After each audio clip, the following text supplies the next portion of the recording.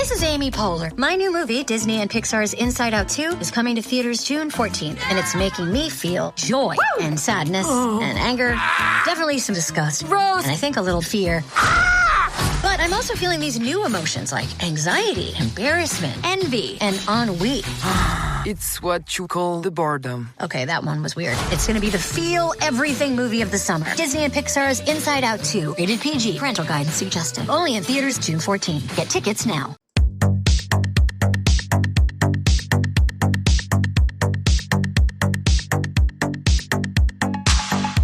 Welcome to the RuPaul's Drag Race Recap Show for Season 14, Episode 9, titled Frock the Vote. My name's Joe Betance, and I am joined, as always, by one shady bearded lady from the podcast Pod is my co-pilot. Please say... Now, I am a black woman. To Taylor, the Latte Boy. Hello, Taylor, the Latte Boy. How are you? Hello, Joe Betance. How are you? I am doing very, very well. You know, last week, 7 days ago, we discussed... Episode 8, and boy, what an episode that was. It's crystal clear in my mind, everything that we said, and just the passion and the emotion that we were feeling talking about that just 7 days ago. Yeah. You know, I have a really bad memory. Do you remember what happened on that episode? I believe that Willem went home. Yes. And it was the Frenemies episode.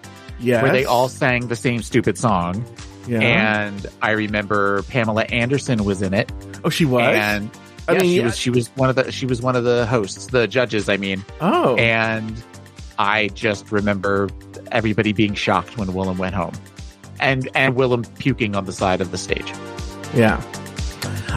Anyway, I wasn't listening. I was getting, you know, there's all kinds of things that go on here at Afterthought Media. And I was doing that, and I was letting you vamp while I did those things. Yes. Pay no attention to the man behind the curtain. But, you know, Taylor, as you've made abundantly clear today, speaking of bad memories, you want to get the fuck... You want to just do this, hit it, and quit it, and get out. Let me get through this. I'll tell everybody what I'm talking about. This week, the Queens decorate platform heels before presenting their political platforms in the Frock the Vote debate, and on the runway category is Inaugural Ball. Sharon Needles is named the winner of the challenge, while Latrice Royale and Dita Ritz are placed in the bottom two. After lip sync battle for their lives, Dita Ritz is asked to sashay away, and Rue reveals an eliminated queen will be returning, leaving 5 queens in the race for another week. Taylor, the Latte Boy from Florida, name 2 things you liked about the episode and 1 thing you did not. So, okay, I had a hard time coming up with 2 things that I liked. There was very little, however, that I disliked. Mm-hmm. I feel like it was a serviceable episode. Yeah. One that was, for the most part, kind of forgettable. Mm-hmm. I will say that I definitely enjoyed Latrice's lip sync. You kind of felt that one. Mm-hmm. And I have let's see, what is the other one that I liked? Mm-hmm. I kind of liked the mini challenge.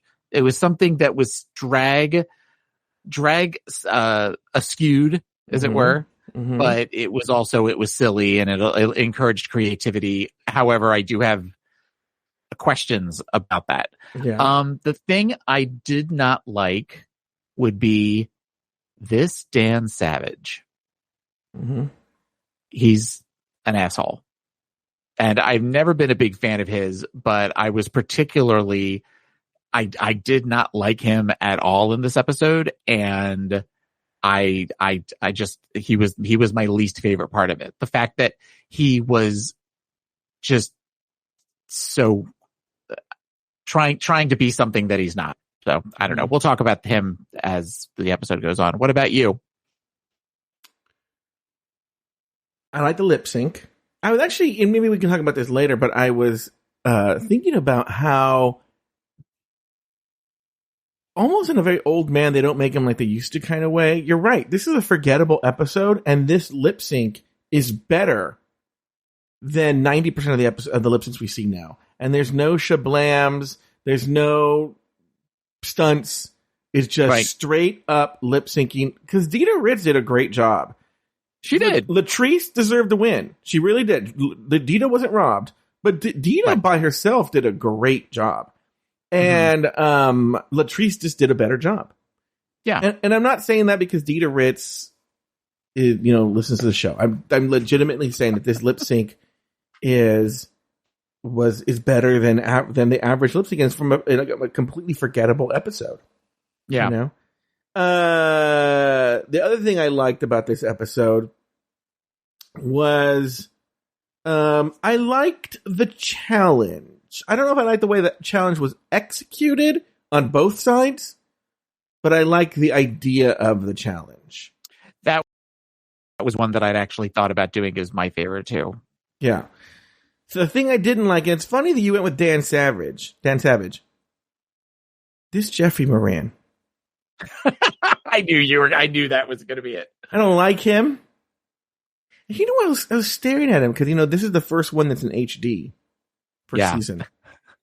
And I was staring at him and it was like, he is so pulled back. Yep. But then his eyes aren't done. Yep. So it looks really weird. He has this like super taut, pulled back skin, but his eyes are like the eyes of a 70-year-old man. Uh-huh. You and I must have sat next to each other and watched the exact same episode at the exact same time and had the exact same thoughts because that was mine too. This Adam Devine? Yeah. I haven't talked to this guy in over 10 years, right? Mm-hmm. But we're still friends on Facebook, like on his personal Facebook. Mm-hmm. And he'll post personal pictures. So these are candid pictures. He's had so much work done. Really? Yeah, it's insane. I don't think you can tell on TV, but you can tell, he has the eye. I will say the work's pretty good, except that he looks Chinese, right? But his eyes have definitely been done and whatnot. Okay. I'm looking him up now. So anyway, I don't like this Jeffrey Moran. While he's looking this up, I want to talk about something that happened today. So this Taylor, yesterday, he's like, I'm just confirming that we're doing season 4, which I'm going to be honest with, I forgot. I forgot. Okay. Yeah. And that is why I sent the text message. Yeah. And I go, okay. And he goes, what episode? And I go, episode 9. And we discussed what episode it was. I'm going to tell everyone 9 times. For every episode there's been, we've discussed this episode. That is not true at all, but okay. And today, so I confirm it. Zach writes the script, blah, blah, blah, blah, blah, blah. Right. Then today I get this text message. We just talked yesterday. Are we doing the episode today? And I go, yes. That's not what I said at all. And I go, he goes, what episode? And I was like, episode 9. Okay. Yeah. Okay. All right. Okay. Let's see. Let's pull this up. Pull this up. Yeah. So yes. Yesterday at 6:51, I wrote, when do we start doing season 4 again? Is that tomorrow night? Okay. Not different from what I said, but okay. At 7:33, you wrote, oh yeah, I think so. I have to check in with Zach. True. I did. And that was the last I heard from you until 1:41 this afternoon, in which I wrote, following up on your checking in with Zach, are we on for tonight? And if so, how many episodes are we doing? Please say 1. Oh yeah, I forgot about that one. Yeah. And he wrote, yeah. Joe, I'm not done. Joe wrote, oh, sorry. Yes. Checked in with Zach. I already have the script. We are only doing 1. I usually only do 1, so I don't know why you're so frightened. Yes. To which my response was, well, I know we sometimes do 2 Shady Pines, but I feel like we've also knocked out 2 at a time for Drag Race before. For the old seasons, obviously. But I didn't sleep well last night, so I was hoping we could just focus on 1. I'll watch it with dinner tonight. To which your response was, Shady Pines are only 30 minutes long. And then, okay, with a exclamation point. Yeah. To which I wrote, I know, I just remember when we talked about starting up again in a week, because it has only been 7 days since the last episode. We talked about possibly starting up and doing 2 at a time to knock them off your list before all of your Spotify stuff. And I thought we decided on 1 a night, but I wasn't sure. To which Joe's response is, see you tonight at 8.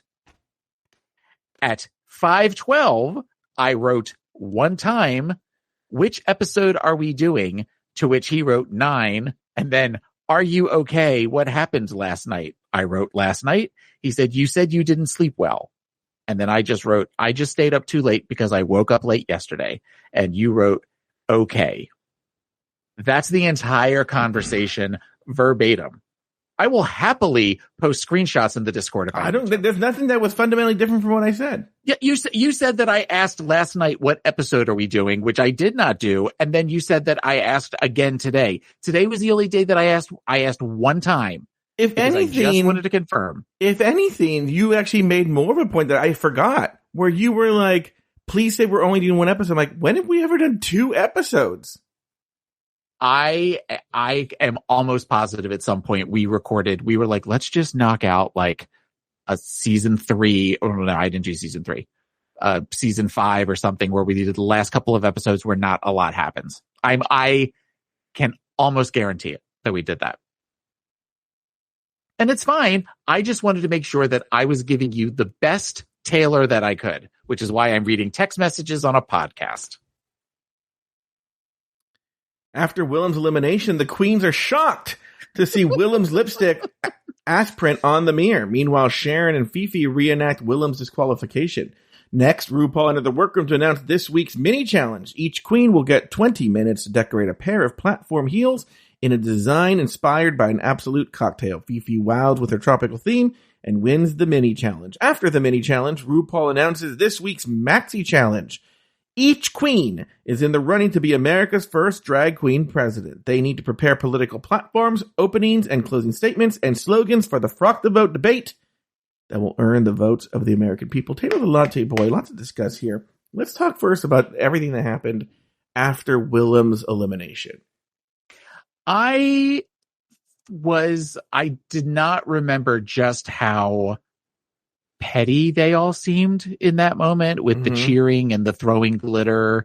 And particularly, you know, when you think about it, when we watched it originally back 10 years ago, which I can't believe this is 10 years old, they definitely were trying to set up the Sharon and Fifi hate each other throughout the entire thing. Obviously they did the frenemies thing, all that kind of stuff.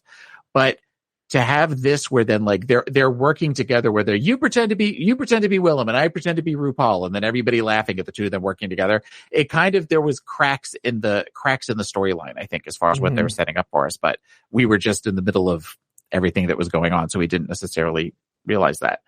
I guess the one thing that really stood out was they were talking about the whole idea of talk about a badge of honor, that the way Willem left, and Chad was like, no, that's the walk of shame. That's the worst thing that could happen to her, is that she left Drag Race in disgrace. Yeah. Okay. Time will tell. Yeah. It's funny you said that. I put it in my notes that Sharon's not wrong. It is pretty punk rock to get kicked off of RuPaul's Drag Race, and Willem has, ridden? Is that right?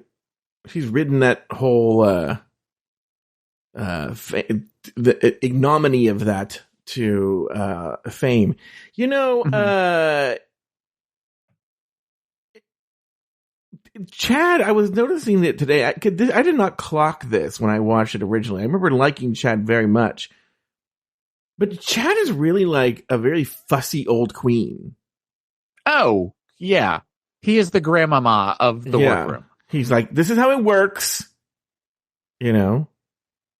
But think about it. He was, you know, this was where you were starting to see the change in the cast of characters. Whereas the first couple of seasons, it was all about the female illusion. Yeah. And it was all about a certain type of drag, to which I would say Chad Michaels participates in, and participates in it well. Yeah. I mean, you know, she knows what she's doing kind of thing. But this is where we're seeing now the Sharon Needles and the Willems at this point, and different types of queens are starting to come in.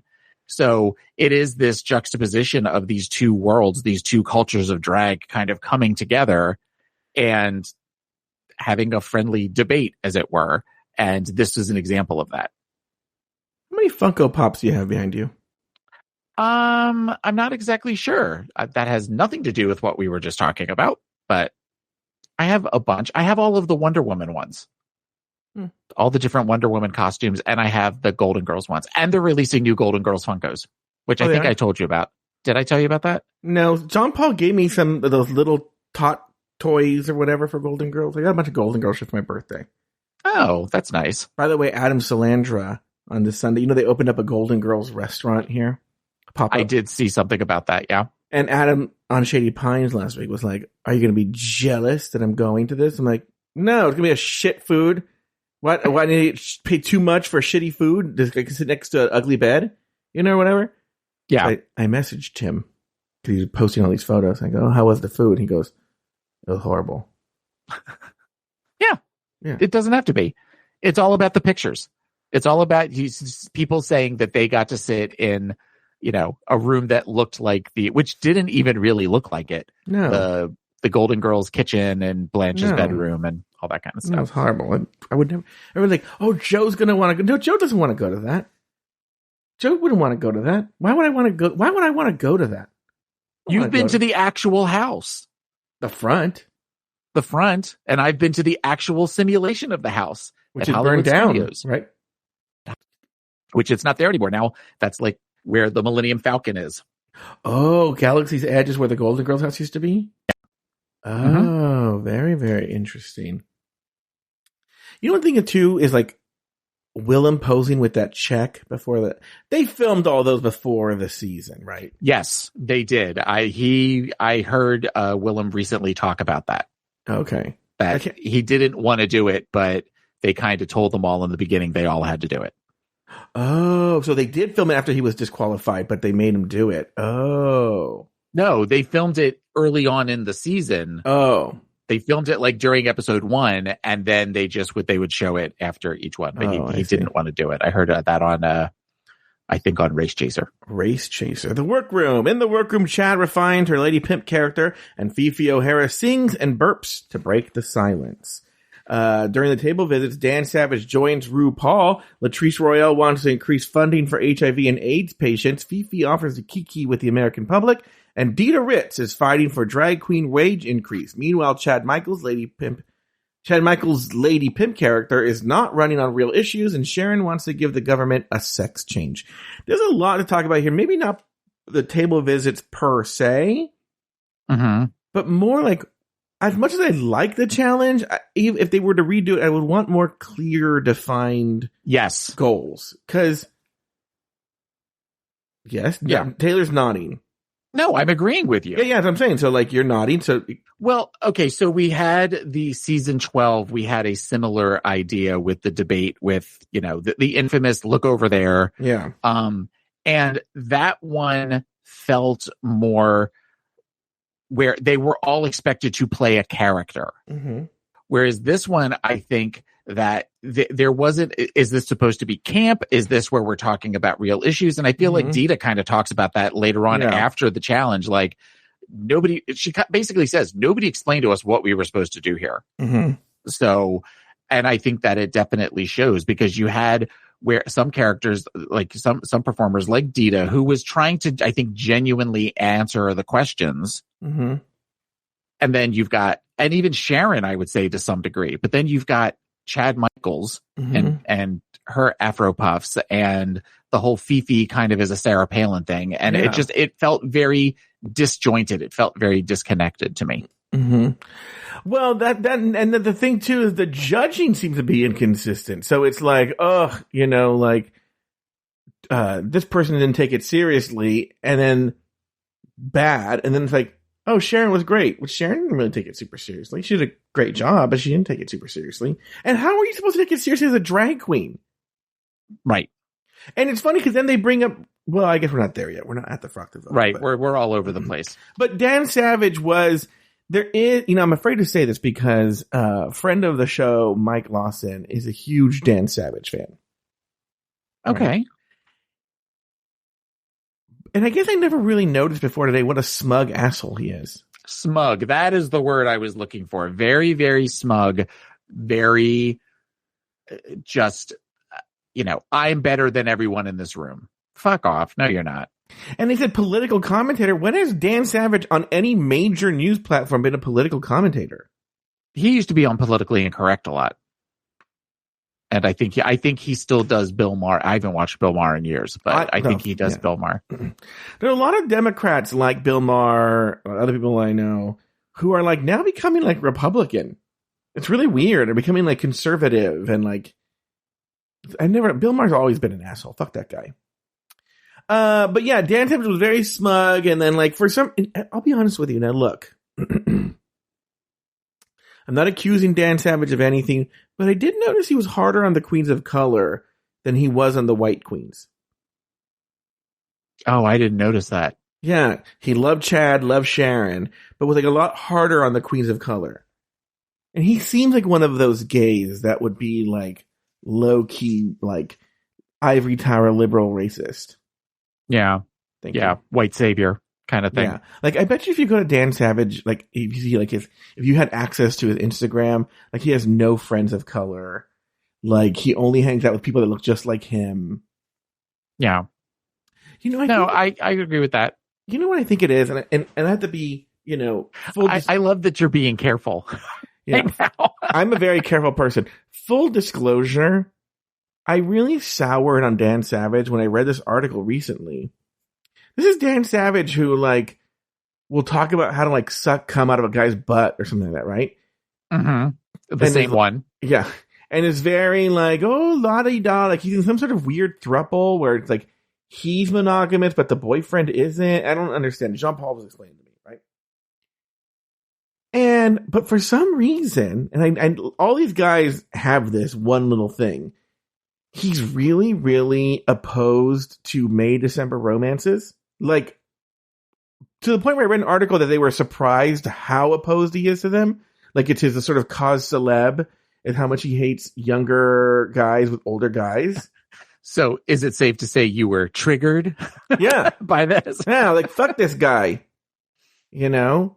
Because I'm sure that if all of a sudden Dan Savage was in a May-December romance, then all of a sudden it'd be okay. And he would weasel his way.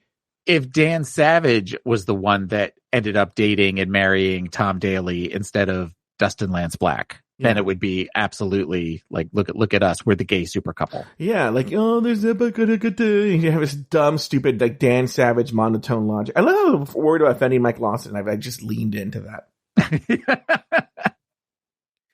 You know, I'm sorry if I can say something else. I agree with you, particularly, and we'll definitely watch this happen over the episode where he seems to really kind of go in, as you just said, on Dita, particularly, where I think she was already struggling with it. And when she came up with the idea, which I think the platform of making sure that queens get paid, it turned into this whole like, well, that's not going to be enough and blah, blah, blah, blah, blah. And, you know, so you're only going to have drag queens. Fuck off. First of all, nobody's voting for anybody. Mm-hmm.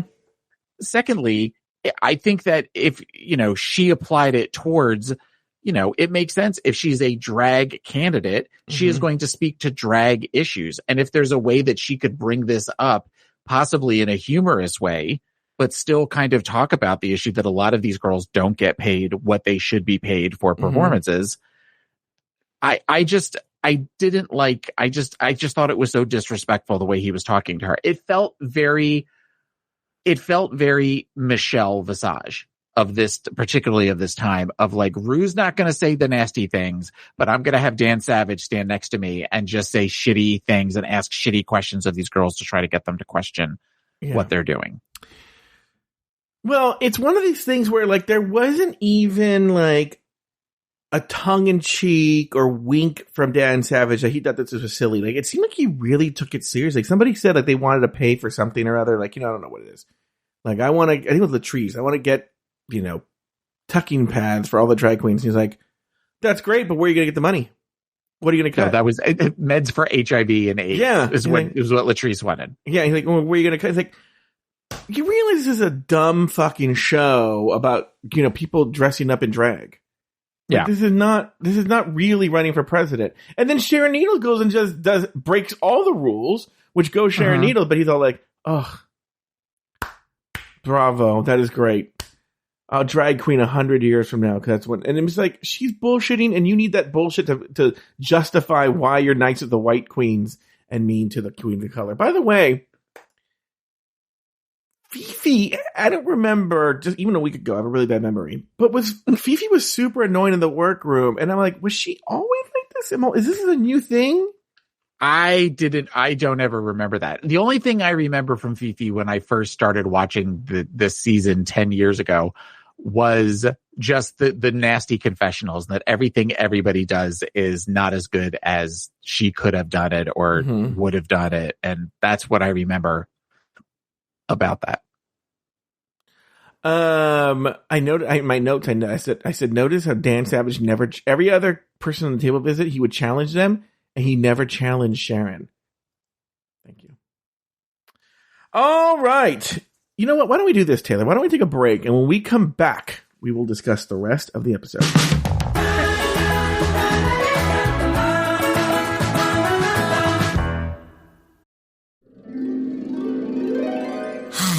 I'm your inner dream monologue, and you're fast asleep, so I'll be quick. Great job using the Colgate Optic White Overnight Teeth Whitening Pen before bed.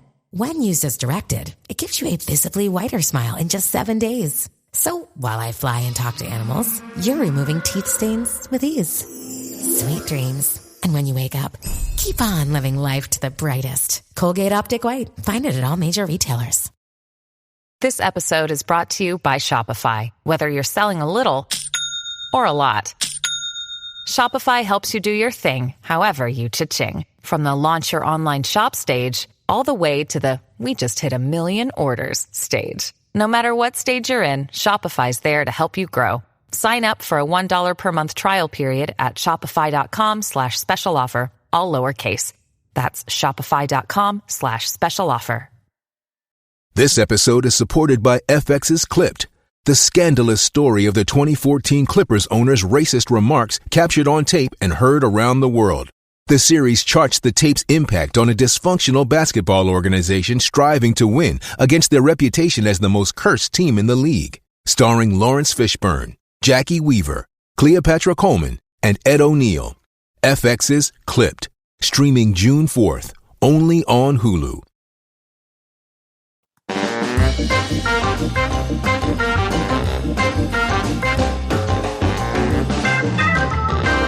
Yeah! It's time for Frock the Vote 2012. It's debate night in America, and the queens are ready to earn your vote. Lady Pimp Michaels gets cut off by the lights. Latrice and Sharon take a more serious approach than the other girls. Fifi makes a joke about the help. And Dita Ritz struggles to articulate her message. Taylor the Latte Boy, let's talk about this Frock the Vote 2012. What were your thoughts? Any big takeaways from this? A question for you before, though. Yes, go ahead. I'm answering questions. Were you involved in debate clubs or anything in high school or mock debate in college or anything of that sort? Reclaiming my time? No, I was not. Okay. Why were you? I thought it would be something that would be fun. So I went to one club meeting my freshman year of high school, and I did not understand that there was a structure. Mm-hmm. I thought it was just people yelling at each other or just that you felt a way and then you just defended it. And when I learned that the way that they did it in my high school was you picked a side, mm-hmm. and you had to have like talking points and like articles that backed up your particular opinion. And I remember, the teacher who was in charge of it, whose name I cannot remember, but I know she was my history teacher. Mm-hmm. She said, okay, you go over to that side. And I said, but I don't believe in that side. I want to be on this side. And she said, well, but that's the whole idea of debate club. You don't get to decide. You just debate. You have to defend that side, whether you mm-hmm. believe in it or not. Yeah. And I never went back. Why not? Because that's not what I wanted to do. Where's your proof? I have it on a card right here. Oh, okay. In a little index card box. Interesting. What kind of kids were in the debate club? It was mostly nerds. Oh, okay. It was I want to say it was Yeah, no, Nerds was pretty much it. And I say that as a little nerd that went. Mm-hmm. But there was like only one girl, and that's you. Was any other? One other girl. Oh, okay. One other girl. And I'm friends with most of them on Facebook still. Actually, now that I think about it, when I'm going through and picturing in my head who was there. Did you sleep with any of them? No, I only slept with one person from high school, and that was 12 years later. So back to Frock the Vote. Were there any moments that really struck you that you remember? Well, one thing that I appreciated was the whole idea of the time with the green light, yellow light, red light. I actually liked that, in that it made it to where you couldn't have somebody just like vamp and just couldn't like take over the whole thing. So hopefully everybody got equal amounts of time. And I thought that Chad used that to her advantage, talking about the lights and pointing at the lights with the yellow light, red light kind of thing. Yeah. Now that being said, could a queen do Chad Michaels' character today? Oh God, no. Very problematic. Yeah. Like, what was that? It was definitely one that I remember kind of thinking it was funny 10 years ago. And now when you watch it, you're sort of like, I am cringing every time she says something. There's a lot of that. Remember when she says, "Oh, are you to Dan Savage," when Rue comes out the main, she goes, "Are you totally leotarded?" or something like that? And he was like, oh no, I wrote notes about that too. Yeah. And I was like, oh, that's awkward. You know? The other thing that I guess we have to talk about. We have to talk about this. Okay, let's talk about it. Fifi's comment about the help. What is your take on that?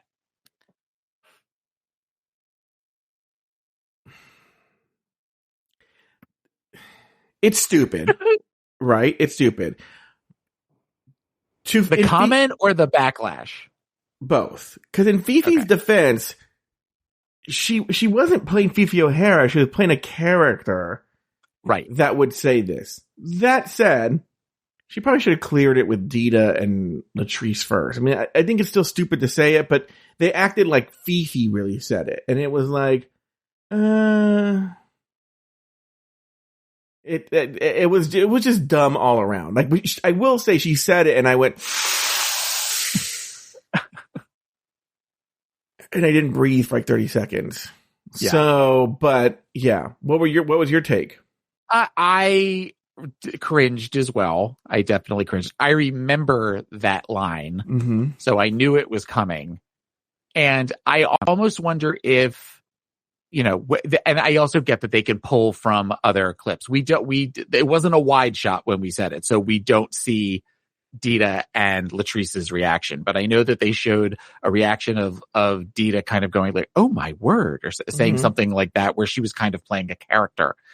So again, I would hope that she okayed it with Latrice and Dita, but I don't know that that's actually the case. The best line was Latrice's of the, "I saw Miss O'Hara was ugly and I'm at peace with that." I thought was a funny kind of retort. Which is funny because Latrice isn't really a funny queen like that. I wonder how that came about. I don't know. There is something about covering this season in hindsight where, you know, Latrice didn't do very well, but she was blaming it then on she didn't get to get her point across or whatever, and they kind of pushed back a little bit on her. And at the time, I was just so in love with Latrice. I was like, yeah, that poor Latrice. But now that we saw her performance on All Stars, I'm like, oh, this is a thing that she does. She fails and she blames other elements. Well, but it seems to be it's when improv is involved, particularly when you think about Snatch Game, or Snatch Game of Love, and just the laugh-in. The laugh-in episode of All Stars 2. So, I mean, she is a beloved queen, but, you know, not everybody is really good with that. The only other note that I had, was that Sharon should have won from this. I thought that she came out and she had a very defined character that seemed very confident, very strong. She only seemed to kind of take a pause one time when she was talking about things.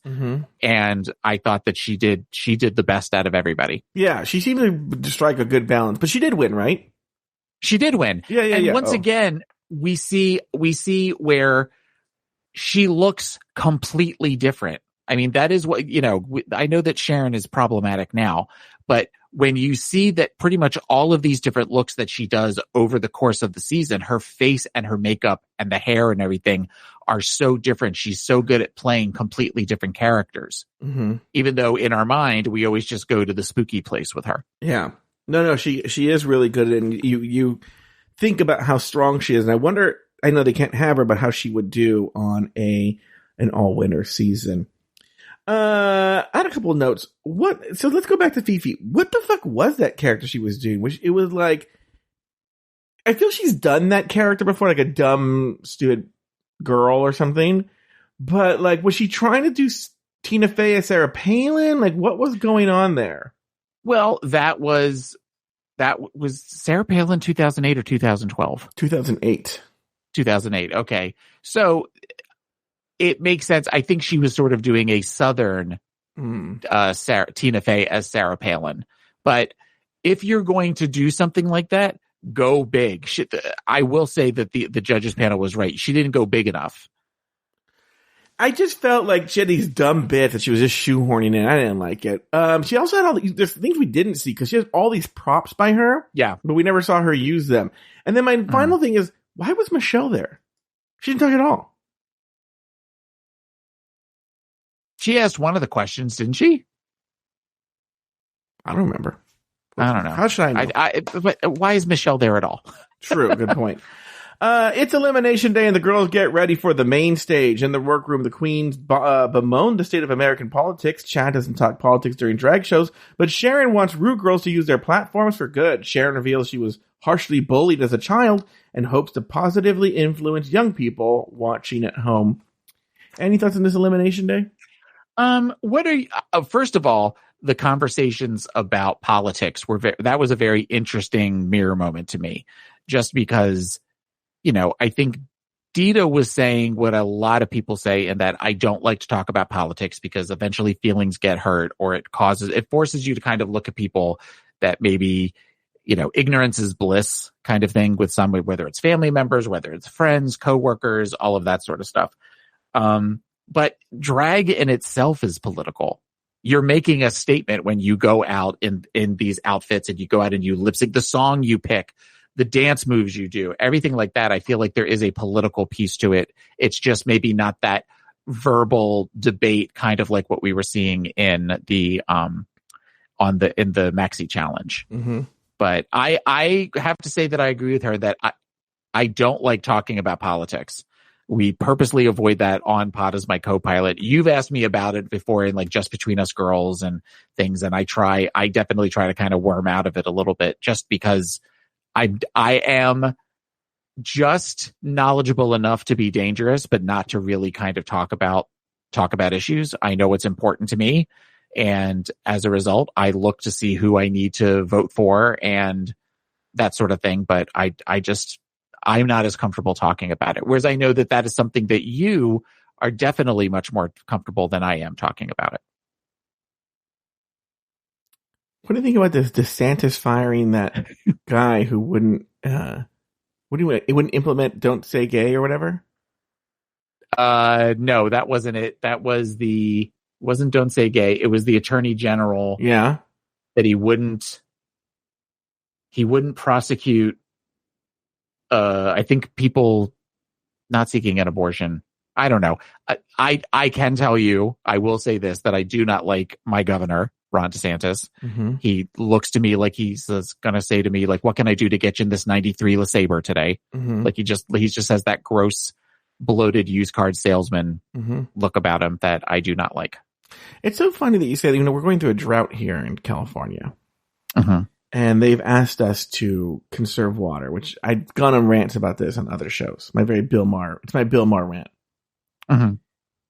And I was thinking today, but I actually really like our governor. I like Gavin Newsom a lot. I wish he would run for president, right?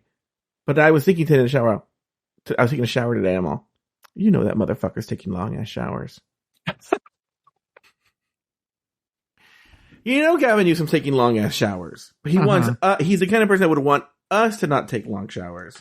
Right, with 9 nozzles. in a big room, kind of like like Faye Dunaway and Mommy Dearest, where she backs up into the shower with all the showers hitting her when she's in the shower with her boyfriend. And then he's like probably like lets the water run forever to make sure it's the right temperature. You know, like he just wants it to be the perfect temperature. Yeah. Anyway. All right. Well, it's time for Taylor's favorite. Oh, I have a couple notes here. Sorry. I have one more note too. I wrote here, Chad is 100% Republican. Okay. He's all, I have this rule. Girls, there is no talking about politics. I'm like, that's what a Republican says. And then I wrote, Dita's not wrong about Dan Savage, but I don't remember what she said about Dan Savage. Well, I think that was where she talked about the idea of you come at me, like I have an idea and then you come at me and you kind of trash me and basically tried to make her feel like shit prior to going out when she already wasn't feeling good about what she had to present. I mean, they showed Dita struggling earlier on in the episode. And I, as I said before, I completely agree with Dita in this. The statement that Sharon made of if I can just help one child did not age well, given what we've heard about Sharon Needles. Yeah. Maybe she could harm one child. Right. She would be good. All right. Well, now it's time for the looks. Now, Taylor the Latte Boy, I watched the looks. I couldn't tell you a thing. I mean, I remember Sharon because it was weird. I remember Chad because that's like the one you always see from Chad in season 4, I feel like. Yes. When they show a clip. And Fifi wore white. Dita wore black. I don't remember what Latrice wore. Latrice wore something weird. I could see what they said. Like, yeah. Belt bodice thing. Yeah. All right, so go ahead. Your thoughts on the looks. Fifi was wearing white. She wore a white gown. I like the idea of this, like inauguration ball. But I feel like most of them didn't really, that's not something that you would wear to the inauguration. But I thought Fifi looked really pretty in a 1989 expose Company B cover girl group kind of way. But I thought that's my aesthetic. I like that. I respond to that. So I gave her a toot. The makeup was horrible and it looked cheap. Okay. Well, and then Dita came out in a black dress that was a similar silhouette of where it kind of flared out like the mermaid tail at the bottom of it. And I loved the dress. I particularly loved Dita's makeup. The color lipstick that Dita had on, it just really kind of popped and she just looked beautiful. So I gave that one a toot.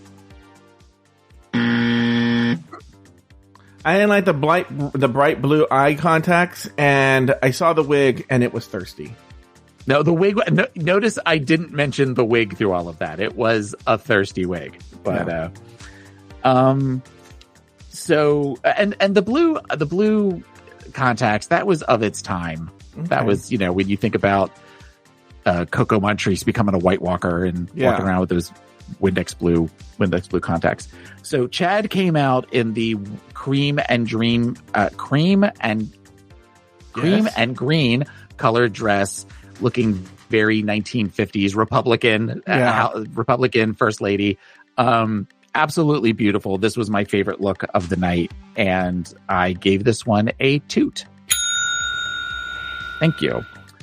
So then the next look was Latrice. Latrice came out in a black, like, jersey knit, like one piece that was one shoulder with her bra strap hanging out the back and just this very weird bejeweled bodice belt, WWE championship looking thing. And she looked, it was not good. I also in HD does not do Latrice any favors as far as her makeup because girl, look how fucking orange your face is, girl.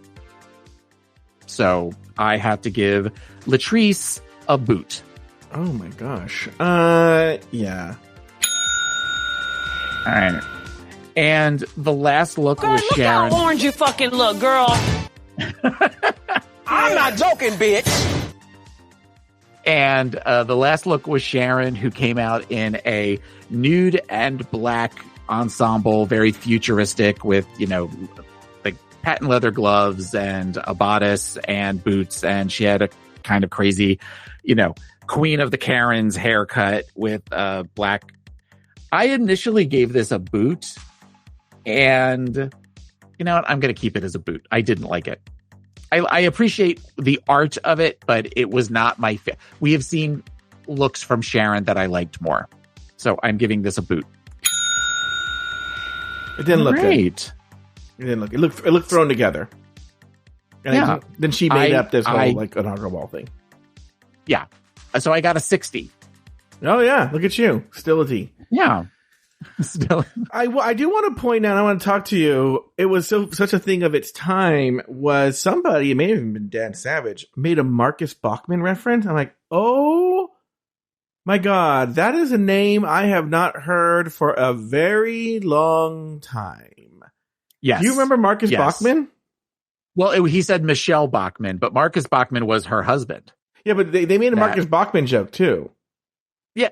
Oh, I didn't get that one. Yeah. I didn't hear that one. I just heard Michelle Bachmann. But I remember he was like she went out on a very anti-gay platform. Yeah. And then when they would bring the husband out and he would like, you know, a purse would fall out of his mouth whenever he talked, and he basically would skip over to her and kiss her on the cheek. Yeah.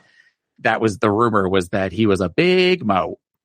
Yeah, you should look up Marcus Bachmann videos because it's a thing where I don't know what he's married, so he claims to be straight.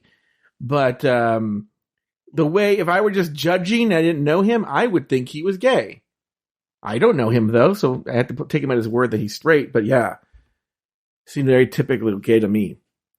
So, all right, that was one note I had. All right, on the main stage, Sharon Needles is named the winner of the challenge, while Latrice and Dita Ritz are placed in the bottom two, forcing them to square off in a lip sync battle for their lives. A song, I've Got to Use My Imagination by Gladys Knight and the Pips. In the end, Latrice is told Shantae you stay, while Dita Ritz is asked to sashay away. But before they let the music play, RuPaul reveals Michelle and the judges will be choosing one of the eliminated queens to return to the competition, leaving 5 queens still in the race.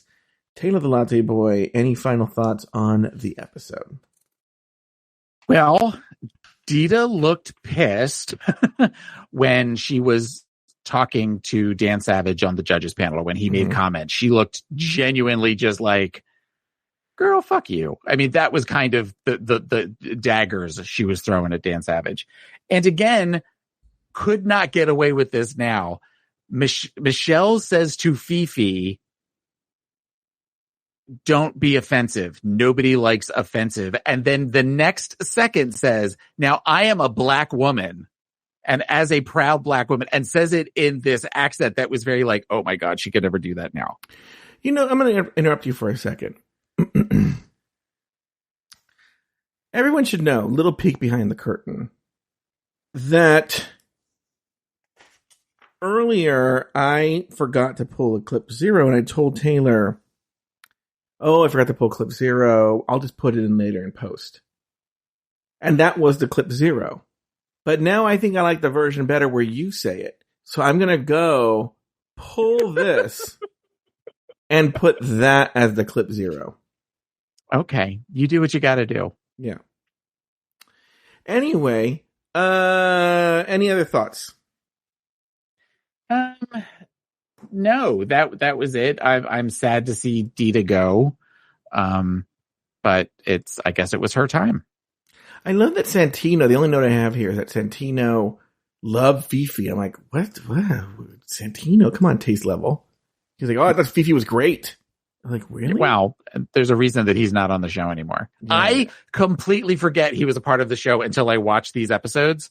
And especially when they do the weird, which they don't do anymore, where they do the zoom in on the judges, where they turn around. And he's always doing the weird asshole lips where he's like pursing them and he's kind of squinting his eyes and he's always got the stupid hat. He's